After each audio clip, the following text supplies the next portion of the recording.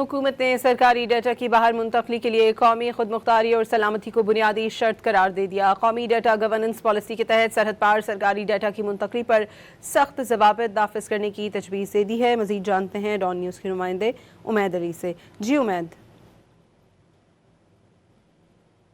मुंतकली के लिए कौमी खुदमुख्तारी और सलामती को बुनियादी शर्त करार दिया है। कौमी डेटा गवर्नेंस पॉलिसी के तहत सरहद पार सरकारी डेटे की मुंतकली पर सख्त जवाबित जो है वो नाफिज कर देने की तजवीज़ सामने आई है।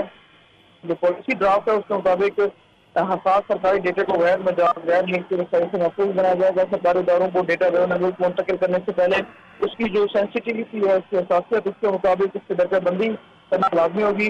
हसास और अहम नोयत का सरकारी डेटा मुकर्ररा शर्त और मंजूरी के बाद दोनों मुल्क मुंतकिल नहीं किया जा सकेगा। नई पॉलिसी के तहत सरहद पार डेटा की मुंतकली के लिए बाकायदा मंजूरी का निज़ाम मुतरफ कराया गया है। दस्तावेज के मुताबिक ये भी कहा गया कि बैरूनी मुल्क डेटा मुंतकिल करने वाले इदारों को कौमी कवानीन और हिफाजती तकाज़ों पर अमल करना लाजमी होगा।